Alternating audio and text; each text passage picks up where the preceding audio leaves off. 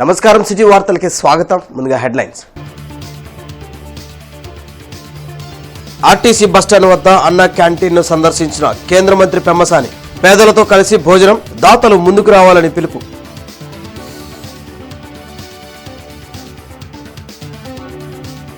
ఉపాధి హామీ పథకంపై video conference నిర్వహించిన డిప్యూటీ సీఎం పవన్ కళ్యాణ్. ప్రతి రూపాయిని బాధ్యతతో ఖర్చు పెట్టాలి.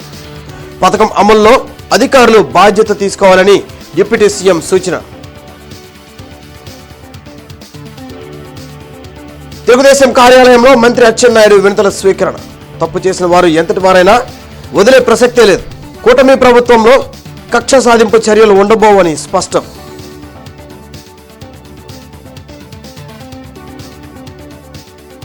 కలకత్తా లేడీ డాక్టర్ అత్యాచారంపై వెల్లువెత్తుతున్న నిరసనలు. నగరంలో జూడోల అవగాహన ఫ్లాష్ మ్యాప్.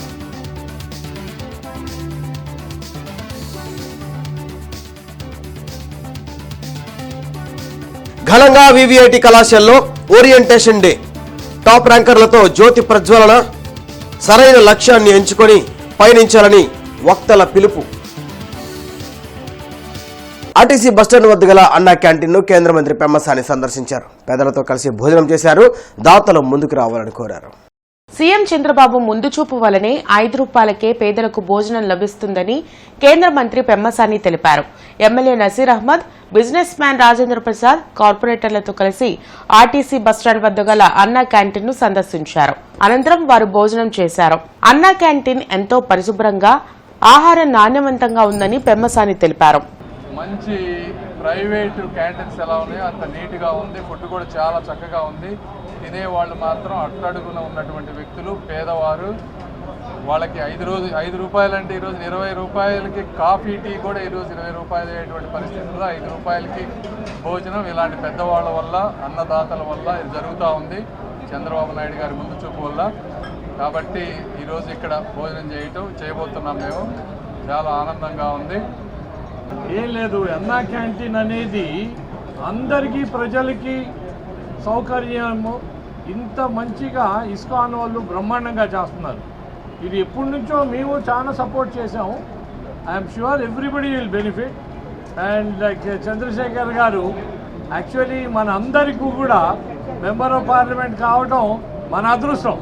సో ఆయన ఎలా చిన్నప్పటి నుంచి కష్టపడి పైకి వచ్చి అండ్ ఆల్సో సేవ అనేది ఎవరిని ఏమి ఎక్స్పెక్టేషన్ చేయకోకుండా సేవ చేయటం అనేది గ్రేట్ సేవ్ అండి.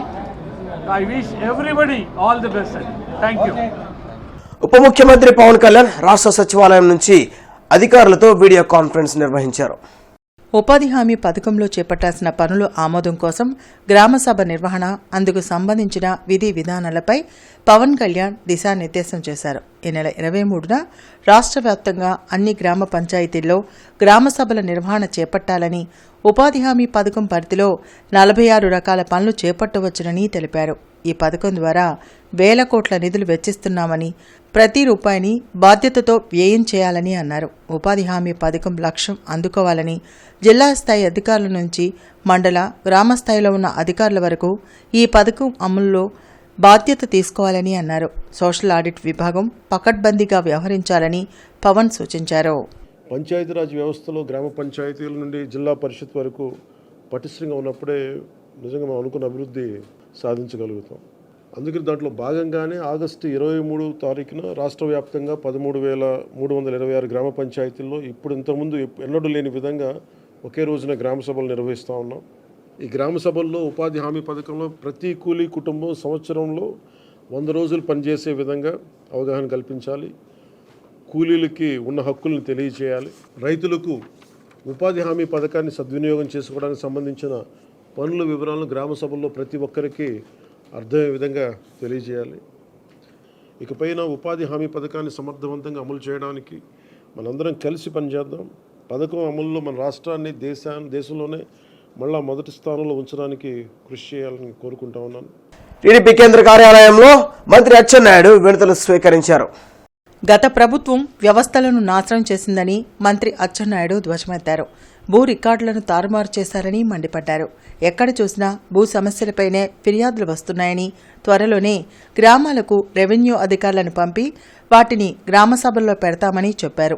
రవాణా శాఖలో దోపిడీ కోసం 5 జోన్లు ఏర్పాటు చేశారని ఆరోపించారు. వాటిపై విచారణ చేపడతామన్నారు. తప్పు చేసిన వాళ్లు ఎంతటి వారైనా వదిలే ప్రసక్తే లేదని తేల్చి చెప్పారు. ఈ ప్రభుత్వంలో కక్ష సాధింపు చర్యలు ఉండబోవని ఆయన స్పష్టం చేశారు. ఎక్కడ కూడా భూతద్దంలో ఎదుగుతున్నారు ముఖ్యమంత్రి గారు. తన పర భేదం లేదు. ఎవడైనా చట్టాన్ని చేతిలోకి తీసుకున్నా, ఎవరైనా సొంత నిర్ణయాలు తీసుకున్నా, ఎంత పెద్ద నాయకుడైనా ఎవరిని విడిచిపెట్టే ప్రశ్నే లేదు. ఈరోజు ఎవడో తప్పు చేశాడని చంద్రబాబు నాయుడు గారు లాంటి వ్యక్తి కార్యకర్తలకు అప్పీల్ చేశారు. నన్ను 55 రోజులు జైల్లో పెట్టారు. నాలాగే మీరు కూడా ఆలోచిస్తున్నారు ఇంకొకరికి జైల్లో పెడితే బాగుండని. అది మంచి విధానం కాదు. చర్యకు ప్రతి చర్య మంచిది కాదు. ఎవడైనా తప్పు చేసి తప్పించుకోవడానికి వీలు లేదు. తప్పు చేసినోడికి పనిష్మెంట్ చేస్తాం, కానీ రాజకీయ కక్ష సాధింపు చర్య ఈ ప్రభుత్వంలో ఉండదని చెప్పాం. దాన్నే ఈరోజు అమలు చేస్తున్నాం. వివిఐటి కళాశాలలో ఓరియంటేషన్ డే కార్యక్రమాన్ని ఘనంగా నిర్వహించారు.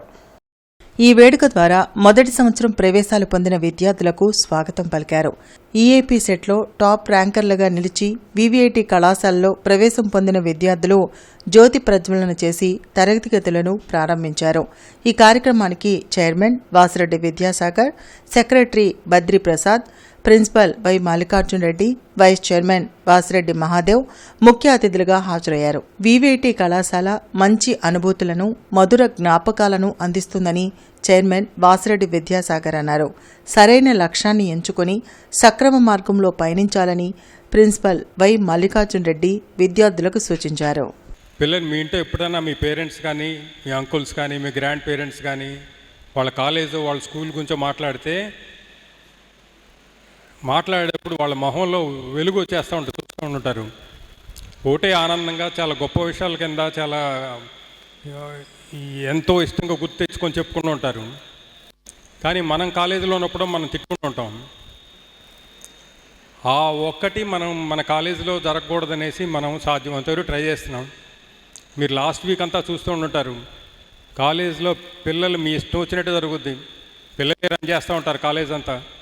ఒక్కసారి మీరు మంచి దారిలో ఉంటే మీకు ఎలా కావాలంటే అలా ఉంటుంది కాలేజ్. అది ఆ ఒక్కటి I promise you. You have to learn everything, right? And we will give a right path. Choose your path in the right direction, right? That is our VVIT motto, right?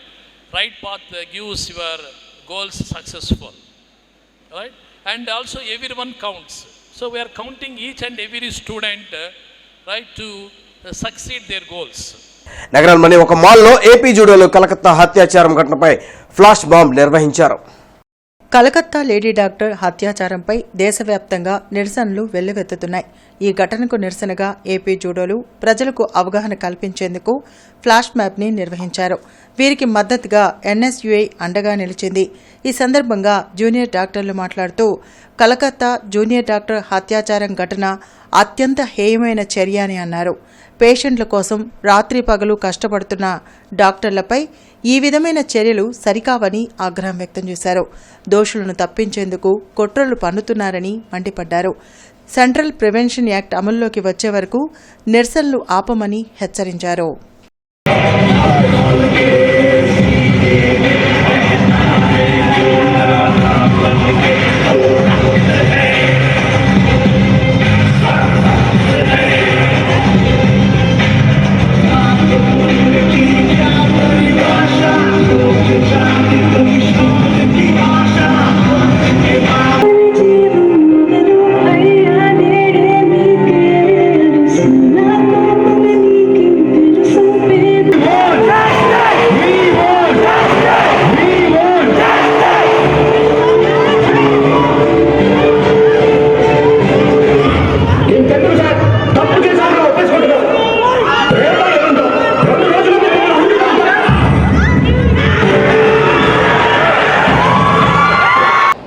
ఇక్కడ అందరం సమావేశమైన విషయం ఏంటంటే RG Kar medical college west Bengal కలకత్తాలో జరిగినటువంటి ఒక నీచమైన incident, ఒక మహిళకి ఏదైతే జరిగిందో దాని గురించి ప్రజల పట్ల అవగాహన క్రియేట్ చేయడానికి మాదొక చిన్న ప్రయత్నం. మేము ఇక్కడ స్కిట్స్, డ్యాన్స్ రూపంలో కొన్ని విధాలుగా ఇక్కడున్న కామన్ పీపుల్ని అవేర్నెస్ క్రియేట్ చేయడానికి మేము ఇక్కడికి వచ్చాము.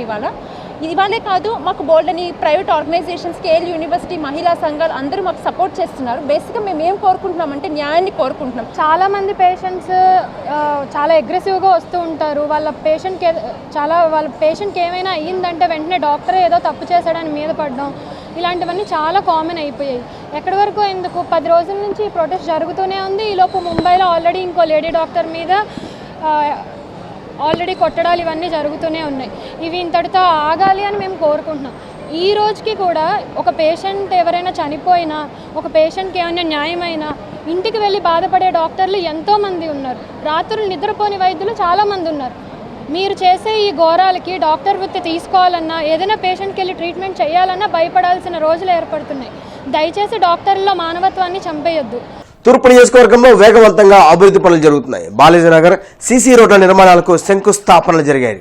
అదేవిధంగా కొత్తగా ఏర్పాటు చేసిన ట్రాన్స్ఫార్మర్ను ప్రారంభించారు. పేదలు ఎక్కువగా నివసించే పాతగుంటూరు, బాలాజీనగర్, గొలుసు కొండలరావు నగర్లో ఎమ్మెల్యే నసీర్ అహ్మద్ అభివృద్ధి పనులకు శ్రీకారం చుట్టారు. బాలాజీనగర్లో సీసీ రోడ్ల నిర్మాణాలకు శంకుస్థాపన జరిపారు. అదేవిధంగా గొలుసు కొండలరావు నగర్లో నూతన విద్యుత్ ట్రాన్స్ఫార్మర్ను ప్రారంభించారు. తొలి విడతగా సుమారు 3 కోట్లతో అభివృద్ధి పనులు చేపడుతున్నట్లు ఎమ్మెల్యే నసీర్ వెల్లడించారు.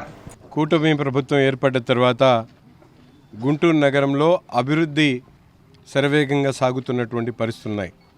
గెలిచినటువంటి 2 నెలల్లోనే దాదాపు 3 కోట్ల వర్కులు స్టార్ట్ చేయడం. ఈరోజు ముఖ్యంగా బాలాజీనగర్ 6వ లైను, 5వ లైను, అలాగే 4-5 అడ్డు రోడ్లు పూర్తిగా సీసీ రోడ్లు వేసేటువంటి కార్యక్రమం 85 లక్షలతో ఈ ప్రాంతంలో గత 5 సంవత్సరాల్లో ఎక్కడా కూడా తొంగి చూసినటువంటి పరిస్థితులు లేవు. వేలాది మంది నివసించేటువంటి పాతగుంటూరు ప్రాంతానికి కనీస రోడ్ల వసతులు లేనటువంటి పరిస్థితులు. అందుకని ముఖ్యంగా గెలవంగానే మొదటి వరుసలోనే ఈ కార్యక్రమాన్ని ప్రారంభించి 85 లక్షల రూపాయలతో సీసీ రోడ్లు ప్రతిరోజు కూడా అభివృద్ధి కార్యక్రమాలు చేస్తూ గుంటూరు తూర్పు నియోజకవర్గంలో గతంలో లేనటువంటి అభివృద్ధిని ఈ ప్రాంతానికి చూపించేటువంటి కార్యక్రమాన్ని ఈరోజు తీసుకోవడం జరిగింది. దీనికి సహకరిస్తున్నటువంటి కూటమి నాయకులకు అలాగే కార్పొరేటర్లందరికీ కూడా పేరు పేరున ధన్యవాదాలు తెలుపుతూ కమిషనర్ పులి శ్రీనివాసులు కేవీపీ కాలనీలోని వెహికల్ షెడ్లోని వాహనాలను ప్రస్తుతం రన్నింగ్లో ఉన్నవి, మరమ్మతులకు గురైనవి, కార్మికుల హాజరు తదితర వివరాలను ఏఈడిఈలను అడిగి సంబంధిత రిజిస్టర్లను పరిశీలించి తగు ఆదేశాలు జారీ చేశారు. ఈ సందర్భంగా కమిషనర్ మాట్లాడుతూ గుంటూరు నగరంలో పారిశుద్ధ నిర్వహణలో చెత్త తరలింపు, వాహనాలు సకాలంలో అందుబాటులోకి లేకుంటే పారిశుద్ధం సక్రమంగా ఉండదన్నారు. వెహికల్ షెడ్లో వాహనాల నిర్వహణ పక్కాగా ఉండాలని, మరమ్మతులు వీలైనంత త్వరగా పూర్తి చేయాలని అధికారులకు స్పష్టం చేశారు. గేర్ బాక్స్ కానీ అన్ని రన్ చేయకుండా గేర్ బాక్స్ 220 ఇక్కడ పెట్టారు సార్. కానీ మనకు అఫీషియల్గా 143 యాజ్ పర్ రికార్డు 143 మనకు వచ్చింది. 143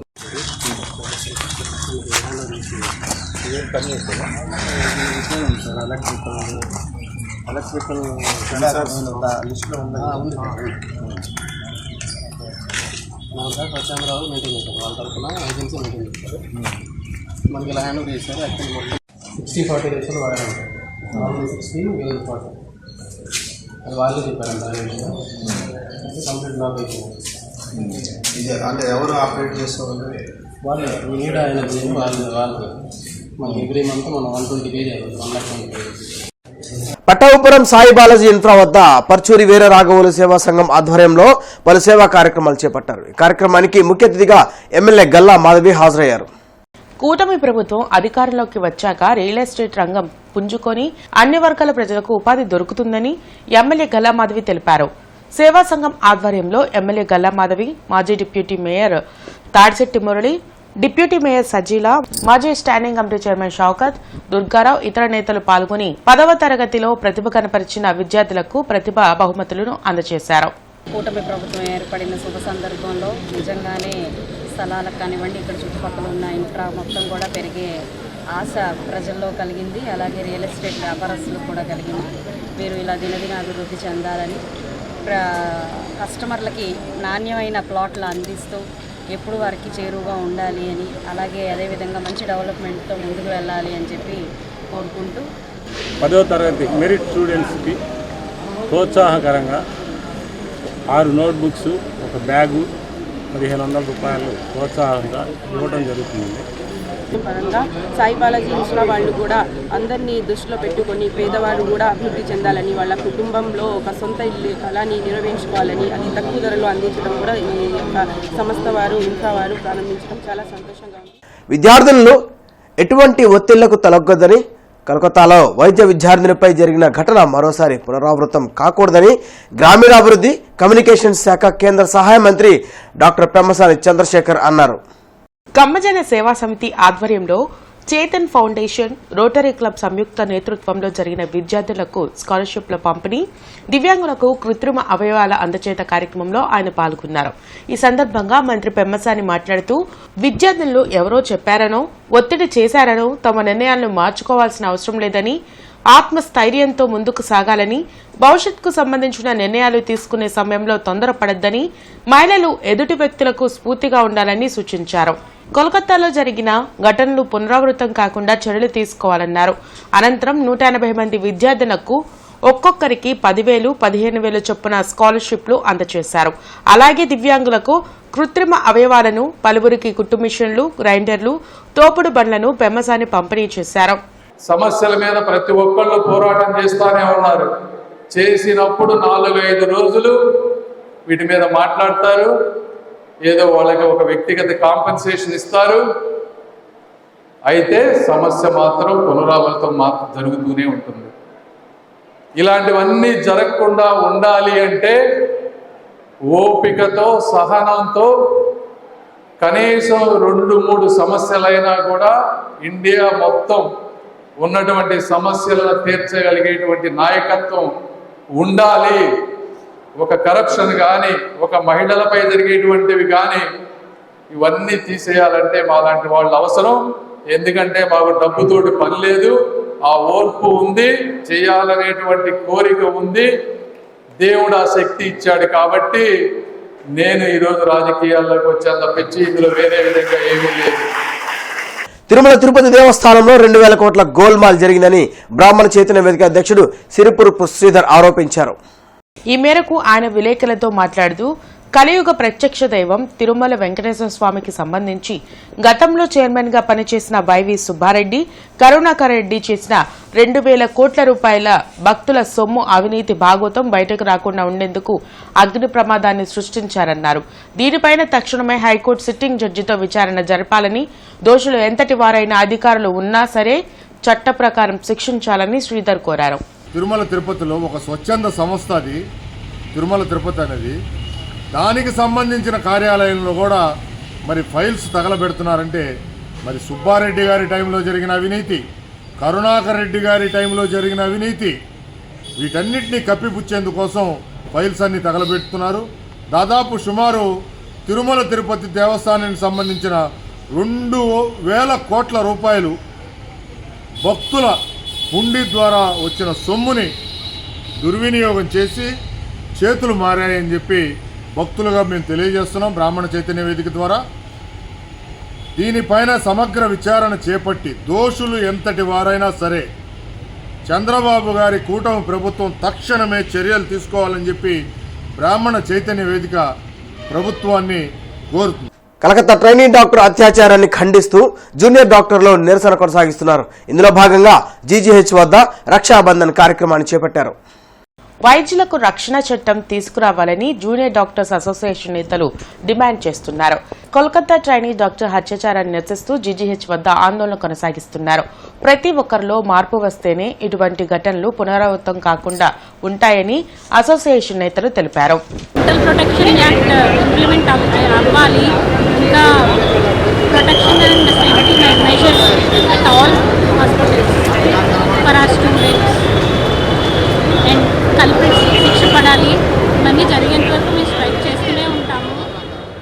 ఏటీ అగ్రహారంలో 6వ బీజేపీ మండల అధ్యక్షులు లంకా రవిశంకర్ ఆధ్వర్యంలో సుభాష్ చంద్రబోస్ వర్ధంతి కార్యక్రమం జరిగింది.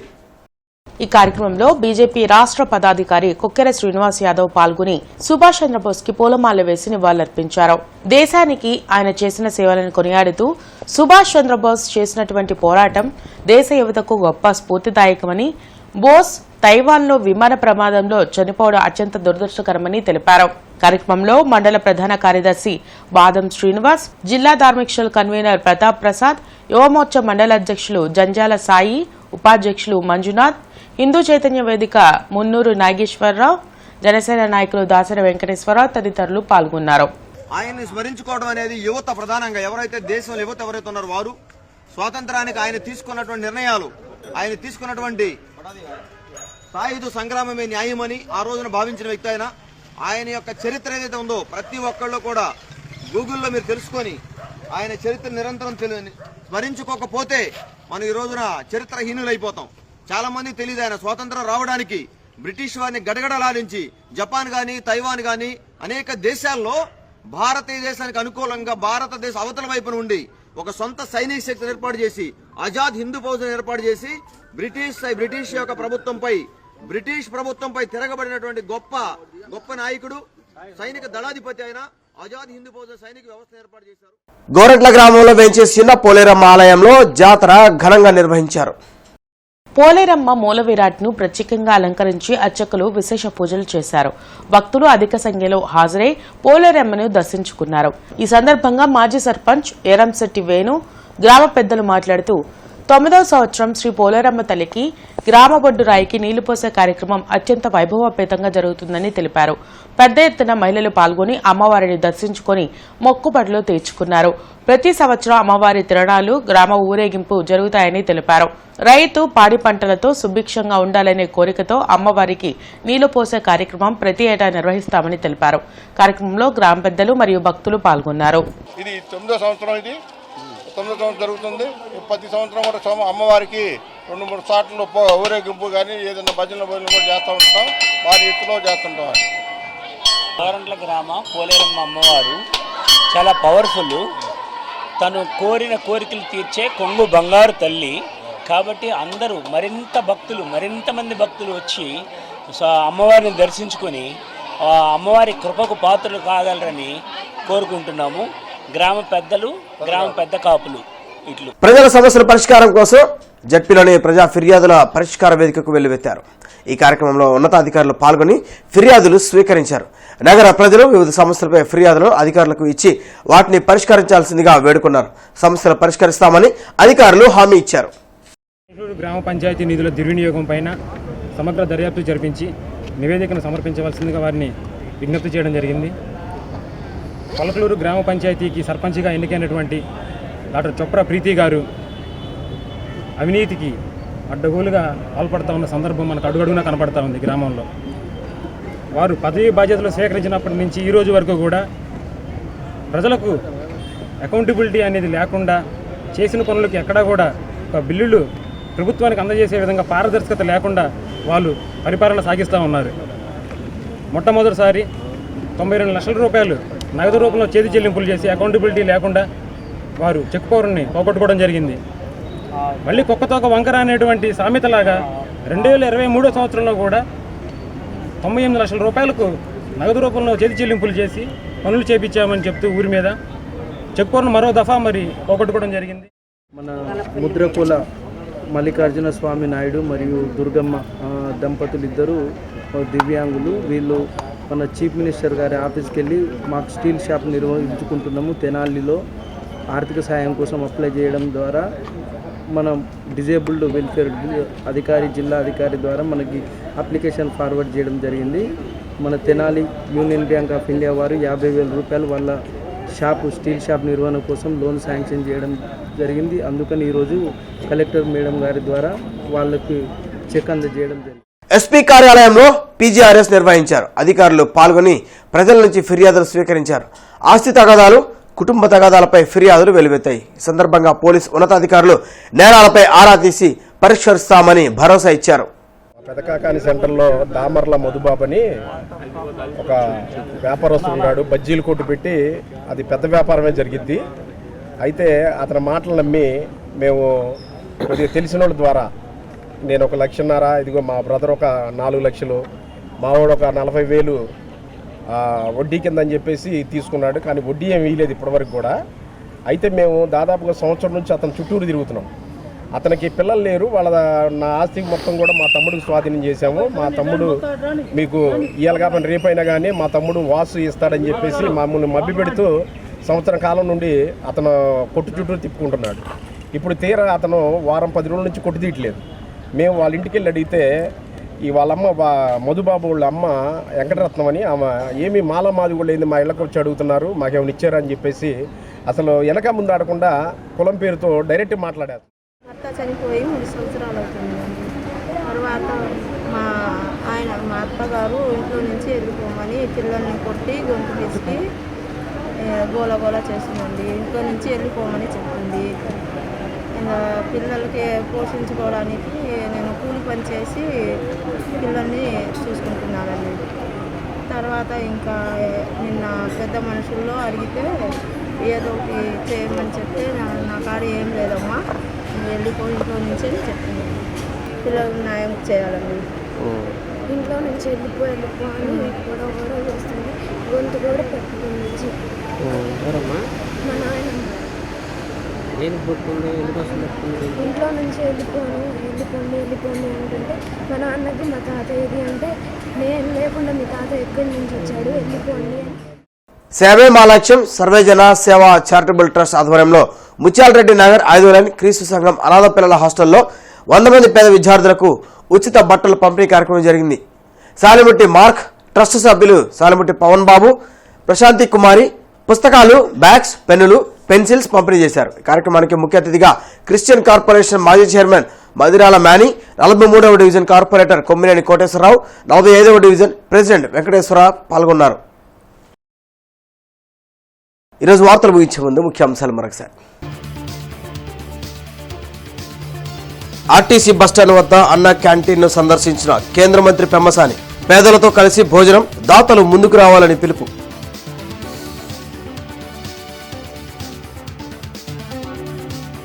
ఉపాధి హామీ పథకంపై వీడియో కాన్ఫరెన్స్ నిర్వహించిన డిప్యూటీ సీఎం పవన్ కళ్యాణ్, ప్రతి రూపాయిని బాధ్యతతో ఖర్చు పెట్టాలి, పథకం అమల్లో అధికారులు బాధ్యత తీసుకోవాలని డిప్యూటీ సీఎం సూచన.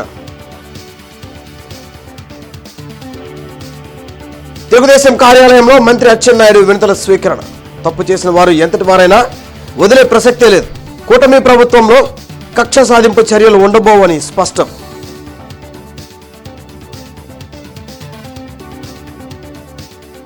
కలకత్తా లేడీ డాక్టర్ హత్యాచారంపై వెల్లువెత్తుతున్న నిరసనలు, నగరంలో జూడోల అవగాహన ఫ్లాష్ మ్యాప్.